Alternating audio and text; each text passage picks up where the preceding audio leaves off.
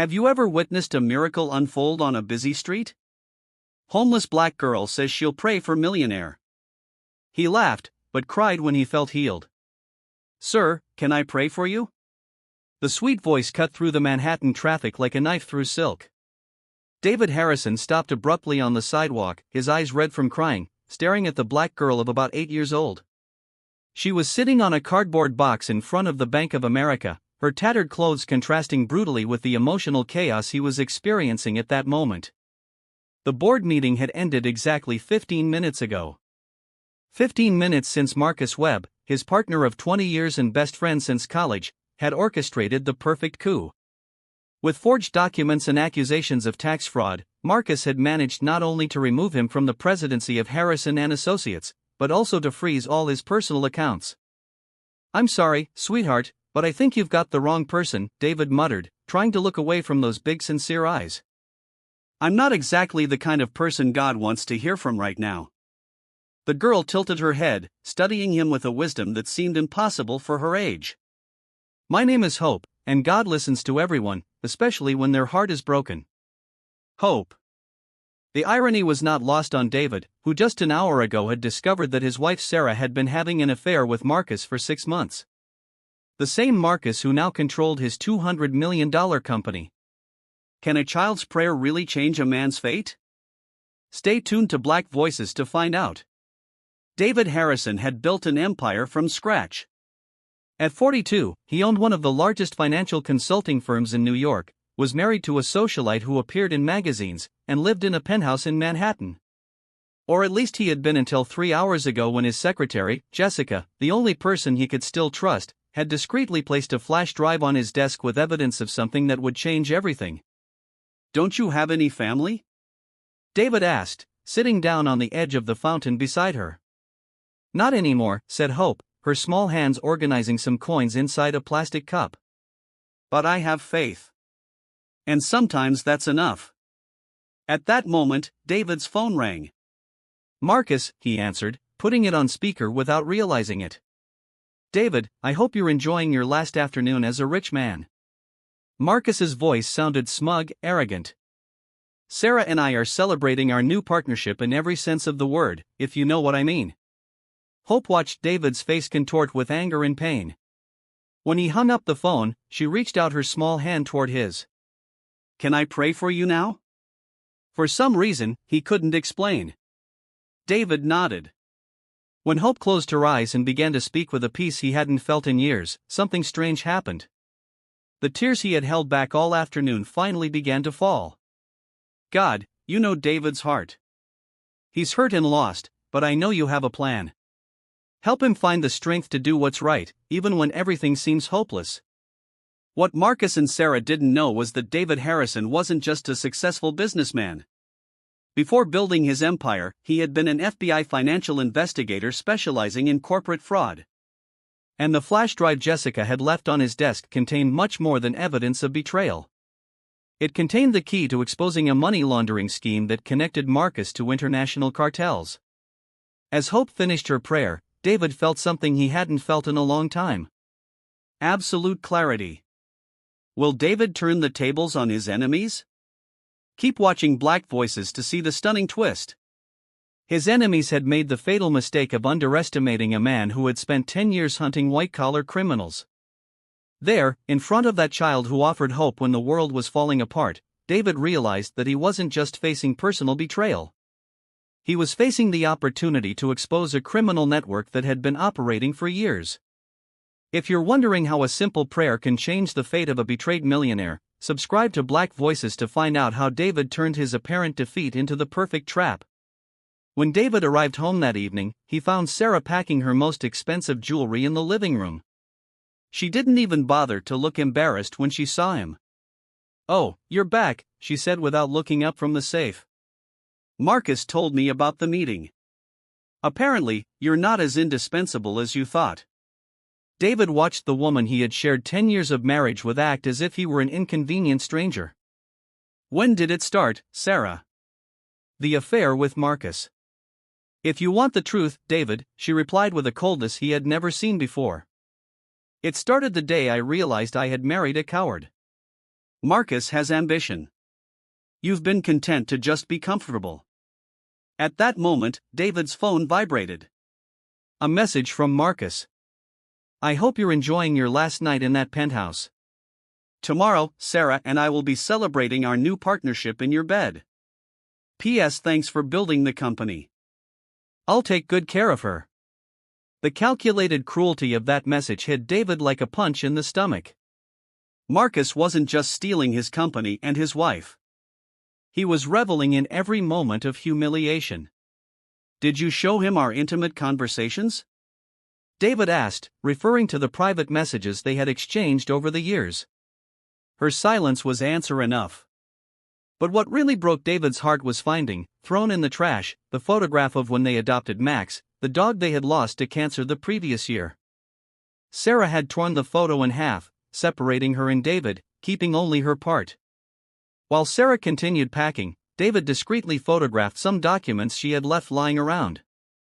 Property transfer agreements, prenuptial agreements she thought he had forgotten, and more interestingly, receipts from a private investigator she had hired months ago to look into his finances. By the way, Sarah said, closing the last suitcase, you can keep the country house. Marcus says it's too isolated for our taste. We prefer the social life of Manhattan. That night, alone in the apartment that would soon no longer be his, David did something he hadn't done in 15 years. He opened the personal file he kept locked in the safe. Inside were his FBI certificates, medals of recognition, and most importantly, his private investigator's license, which he had kept active just in case. David Harrison wasn't just a successful businessman. For 10 years, he had been one of the most effective agents in the FBI's Financial Crimes Division. His specialty was infiltrating criminal organizations and money laundering. He had left the bureau to build a normal life with Sarah, but his skills had never really gone away.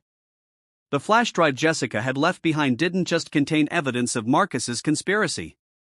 It contained suspicious transactions David had noticed over the past 6 months, but had attributed to aggressive new investments. Now, looking at it with an investigator's eye, he could clearly see a money laundering pattern connecting Harrison and associates to Mexican cartels. Marcus had used David's company as a front for criminal operations. And now he was eliminating the only person who could expose him. But there was one problem with Marcus's perfect plan. He didn't know who he was messing with. The next morning, David returned to the square where he had found Hope.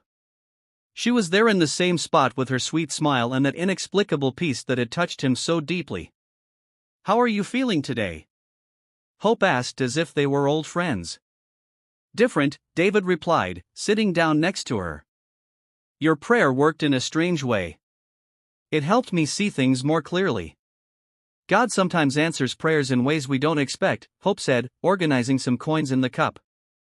"Sometimes He doesn't take the problem away, but He gives you strength to deal with it." David watched this 8-year-old talk about faith with a depth most adults never achieve. "Hope, can I ask you something? Do you really believe that bad people can change?" "I believe that good people can stop letting bad people hurt them," Hope replied, looking him straight in the eye. "Sometimes God uses good people to teach bad people lessons."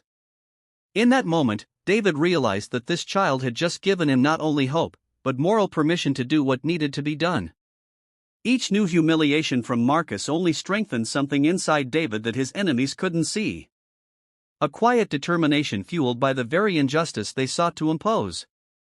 What those privileged people didn't know was that every act of cruelty was signing their own death warrant written by someone who had spent a decade hunting criminals far smarter than them. 3 days later, David was sitting in an inconspicuous cafe in Brooklyn, far from the prying eyes of Manhattan. Jessica Chun, his secretary of 8 years, slid a brown folder across the table, her hands trembling slightly. "I shouldn't be doing this," she whispered, looking around nervously. "If Marcus finds out, I copied these files." "He won't find out," David assured her, opening the folder. "And Jessica, thank you. You're the only person I can trust right now." The contents of the folder were devastating. Bank transfers of $68 million to shell accounts, fraudulent contracts with companies that didn't exist, and most shocking, direct communications between Marcus and Lorenzo Vega, a well-known money launderer with connections to Mexican cartels. David, Jessica said, her voice low but firm. There's more. Marcus doesn't know I have access to his personal emails. He uses the same password for everything since college. The name of the dog you guys had in your dorm. Buster 1998, David muttered, a bitter smile forming. He had helped Marcus choose that password 24 years ago. Jessica nodded and pulled out a second flash drive. It's all here. Conversations with Sarah planning how to remove you from the company, emails with lawyers discussing how to forge the tax fraud documents, and most importantly, she hesitated. What threats? Marcus is planning to frame you for money laundering. If you try to fight the dismissal, he's going to plant evidence on your computer. David felt the blood drain from his face. Marcus wasn't just stealing his life.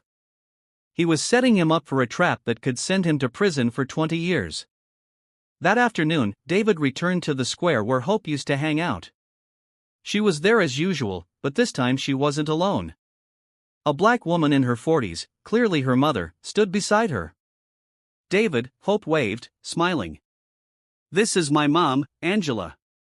Angela studied David with protective eyes. Hope told me about you. She said, you're going through a difficult time. Your daughter has a special gift, David replied, sitting down next to them. She came into my life just when I needed her most. Hope has always been like that, Angela said, running her hand through her daughter's hair. Ever since she was little, she's been able to sense when someone is hurting. David watched the mother and daughter, noticing how Angela protected Hope without stifling her generous nature. Angela, may I ask, how did you end up on the street? Angela's face hardened. My ex-husband. He left us with huge debts and disappeared. We lost our apartment 3 months ago. I'm trying to save up for a deposit, but with Hope to take care of. I have a proposal, David interrupted. I know the owner of some properties. I can help you find a temporary place with no deposit. Angela looked at him suspiciously. And what do you want in return? Honestly, Hope gave me something I couldn't find on my own. Hope, let me repay you for that. As they talked, David's phone rang. Marcus again. This time, David answered with studied calm. Marcus. David, my old friend.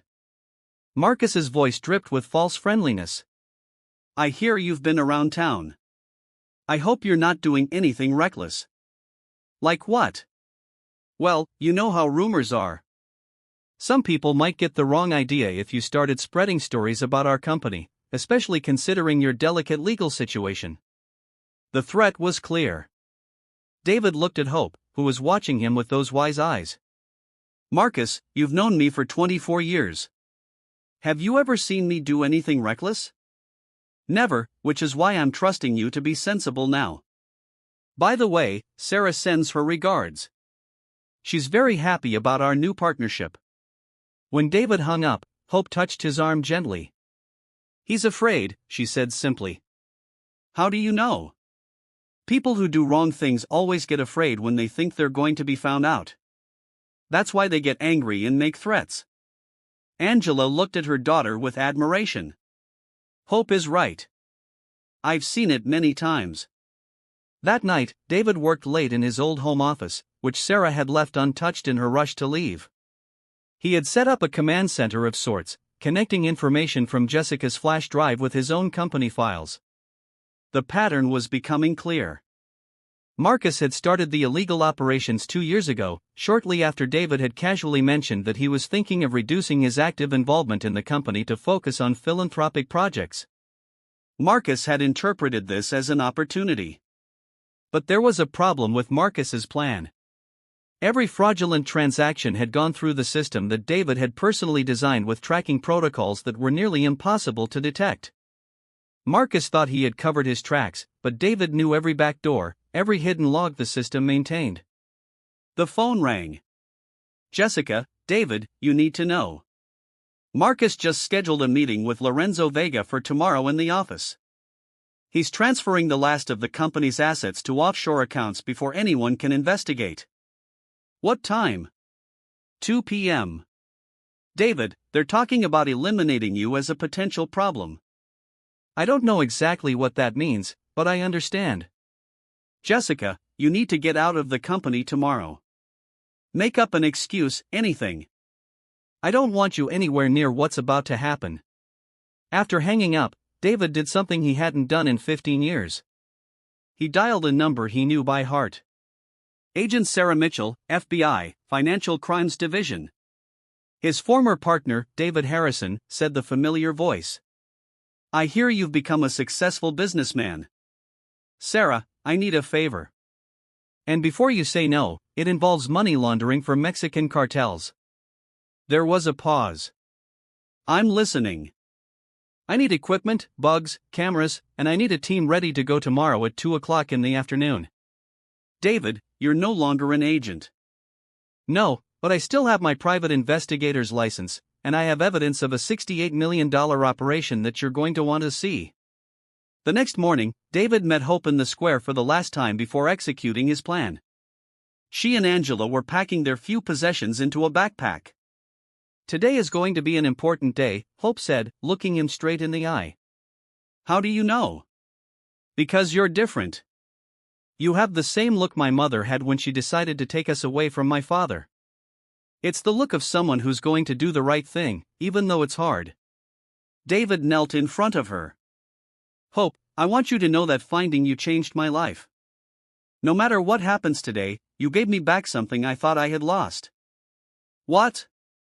The memory of who I really am. Hope smiled and for the last time placed her small hand on his forehead. God, protect David today. Help him do what's right and bring justice to those who have done wrong. As David stood up and walked toward what would be his final confrontation with Marcus, he carried not only enough evidence to destroy a criminal empire, but also the quiet certainty of someone who had rediscovered his purpose. What Marcus and Sarah couldn't see was that every act of betrayal and cruelty had only polished a weapon they themselves had placed in the hands of someone trained by the FBI to use exactly that kind of ammunition. At 2 o'clock sharp, David entered the Harrison and Associates building for the last time as its owner. He carried only a discreet briefcase and the small brooch agent Sarah Mitchell had given him, a microscopic transmitter and camera that would record every word of the meeting. David. Marcus rose from his chair, the chair that had been David's for 15 years, with a fake smile. What a surprise. I thought you were adjusting to your new situation. Next to Marcus stood Lorenzo Vega, a 50-year-old man with poorly concealed tattoos on his neck and a suit that cost more than most people earned in a year. David recognized him immediately from the photos in the FBI file. Marcus, Lorenzo. David greeted them calmly. I hope you don't mind my unexpected visit. I needed to pick up a few personal items. Lorenzo studied David with predatory eyes. Is this the old partner you told me about? The one who could cause problems. He was, Marcus replied, emphasizing the past tense. David has always been very accommodating. He never had the stomach for the more lucrative business. David smiled, opening his briefcase. Funny you should mention that, Marcus, because I brought some documents I'd like to discuss with you. Marcus's expression changed instantly when David placed copies of bank transfers, emails with Lorenzo, and fraudulent contracts on the table. Lorenzo's face hardened like stone. Where did you get these? Marcus whispered, the blood draining from his face. The same place I've always kept my important files, David replied calmly. You remember, Marcus, I've always been very meticulous with documentation. Lorenzo stood up abruptly. If you think you can blackmail us, blackmail? David interrupted, his voice still calm. Lorenzo, I didn't come here for blackmail. I came here for a confession. Marcus frowned. What confession? Mine. David looked directly into the eyes of his former best friend. I confess that I spent 10 years as a federal agent specializing in financial crimes before founding this company. I confess that my accounting system was designed with tracking protocols that you never detected. And I confess that this conversation is being broadcast live to the FBI's Financial Crimes Unit. The silence that followed was deafening. Lorenzo instinctively reached for his vest, but stopped when he saw David shake his head. I wouldn't recommend that, Lorenzo. There are snipers positioned in the building across the street. And agents surrounding the building as we speak. Marcus was hyperventilating. David, you don't understand. They'll kill me if this gets out. You can't. I can. And I am, David replied, his voice still controlled. Marcus, you destroyed 24 years of friendship. You destroyed my marriage. You tried to destroy my life. And worse, you used my company to launder money for murderous cartels. David, please, Marcus begged, tears beginning to form in his eyes. We've been brothers since college. We can work this out. Brothers don't do what you did. At that moment, the door opened and Agent Sarah Mitchell entered with 6 armed federal agents. Lorenzo Vega, Marcus Webb, you are under arrest for money laundering, tax fraud, and conspiracy to commit organized crime. Lorenzo tried to run but was immediately immobilized. Marcus collapsed into his chair, putting his hands over his face. David, he moaned. My career is over. My reputation, just like you tried to do to me, David replied, watching the handcuffs being placed on his former best friend. The difference is you deserved it. As Marcus was led away, he shouted, Sarah gets everything. She planned this with me. David smiled for the first time in weeks. Actually, Marcus, Sarah is being arrested at this very moment at the apartment. The conversations where you planned to frame me were all recorded. Jessica was a very cooperative witness. The look of utter horror on Marcus's face was more satisfying than David had imagined. In a matter of minutes, the man who had orchestrated his destruction was being led away in handcuffs, screaming like a child. Agent Mitchell approached David. 68 million recovered, connections to 3 Mexican cartels dismantled, and enough evidence to keep them locked up for decades. Good work, Harrison. As the office emptied, David stood alone in the place he had so carefully built. His phone rang. Jessica, Mr. Harrison, I just saw the news. Marcus and Sarah were arrested. Yes, Jessica. And there's something you should know. The board of directors held an emergency meeting an hour ago. With Marcus under arrest for federal crimes, all of his administrative acts over the past few months have been nullified. You are speaking to the reinstated president of Harrison and Associates. That means that on Monday morning, we have a company to rebuild right this time. That afternoon, David returned to the square where he had met Hope. She was there as always, but now she had an even bigger smile. Did you get to do what you needed to do? She asked. I did. And Hope, I want you and your mother to know that I'm going to set up a scholarship fund for kids like you who deserve every opportunity in the world. Hope hugged him. I knew God had a plan. As the sun set over Manhattan, David Harrison realized that the greatest revenge had not been destroying Marcus and Sarah. It had been rediscovering who he really was. But the story was far from over. Because every great victory for justice creates ripples that transform many more lives than just those directly involved. 6 months later, David Harrison sat in his renovated office, watching the hustle and bustle of Manhattan through the window. Harrison and Associates was no longer just a financial consulting firm. It had become a corporate investigation company specializing in exposing fraud and protecting small investors. The phone rang. Jessica, Mr. Harrison, the New York Times is on line 1. They want an interview about the Harrison Webb case. David smiled. The Harrison Webb case had become a milestone in the fight against corporate money laundering. Marcus was serving a 25-year sentence in federal prison with no possibility of parole. Sarah had lost everything. Her penthouse, her jewelry, even her high society friends who abandoned her when the scandal broke. Tell them I'll do it, but on one condition. I want them to include information about our new educational foundation. The Hope Foundation, named in honor of the girl who had changed his life, had already awarded full scholarships to 200 low-income children. Hope herself was now attending one of New York's best private schools, living with her mother, Angela, in an apartment David had bought for them. That afternoon, David visited Hope at school. She ran up to him with a beaming smile, carrying an essay she had written. David, I won first place in the school essay contest. What did you write about? About how a prayer can change the world, Hope replied, her eyes sparkling. I wrote about you. David felt a lump in his throat. Hope, you saved my life that day.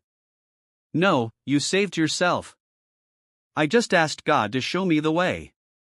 Angela approached them looking elegant in her new job as the foundation's coordinator. David, I have news. 30 more families signed up for the housing assistance program this week. Perfect. And how's our project with ex-convicts going? 5 people have gotten jobs through the program. One of them told me yesterday that it's the first time in 10 years he's felt useful again. As they walked through Central Park, Hope asked a question that touched David deeply. Are you still angry with Marcus and Sarah? David thought for a moment. No, Hope. Actually, I'm grateful to them. Grateful? Because if they hadn't tried to destroy me, I would never have rediscovered myself. I would never have found you and your mother. I would never have created our foundation. Hope nodded with her characteristic wisdom. Sometimes God uses bad people to get us to good places. That evening, David received an unexpected phone call. It was Dr. Phillips, Marcus's lawyer, informing him that his former partner had attempted suicide in prison and was asking to speak with him. David drove to the federal prison the next day. Marcus was unrecognizable, thin, pale, the arrogance completely gone from his face. David, Marcus whispered through the glass. I've destroyed everything. My career, my reputation, 24 years of friendship. You made your choices, Marcus. I know, but I want you to know that I regret it. Not just getting caught, but what I did. You didn't deserve that. David looked at the man who had been his best friend, now broken and remorseful. Marcus, I forgive you not for your crimes. That's in the hands of the law. But I forgive you for our broken friendship. Marcus began to cry. How can you forgive me? Because an 8-year-old girl taught me that holding on to anger is like holding on to poison. And because I've learned that the best revenge isn't destroying those who hurt you, it's building something greater than they could ever imagine. A year later, David stood on stage at Lincoln Center speaking at the graduation ceremony for the first class of young people from the Hope Foundation. In the audience, along with Hope and Angela in the front row, were hundreds of families whose lives had been transformed. 2 years ago, David said into the microphone, I thought I had lost everything. Today, I realized that it was in that moment of apparent defeat that I found my true purpose. Hope waved to him from the audience, her smile lighting up the entire theater. The true measure of success is not how much money we accumulate, but how many lives we touch positively. The best revenge against those who try to destroy us is to become the people they could never be. When David stepped off the stage, Hope ran up to him. I'm proud of you, she said, hugging him. I'm proud of us, too, David replied. Of everything we've built together. Today, David Harrison is one of the most respected corporate investigators in the country. Marcus is serving his sentence in silence, having exhausted all legal remedies. Sarah works as a waitress in New Jersey after all her wealthy friends abandoned her. David's sweetest revenge wasn't destroying his enemies. It was proving that dignity, integrity, and compassion always go out over greed and cruelty. And it all started with a simple prayer from a little girl who believed in second chances. If this story touched your heart, subscribe to Black Voices for more stories that prove that sometimes justice comes in unexpected ways and that true strength lies in turning our worst defeats into our greatest victories.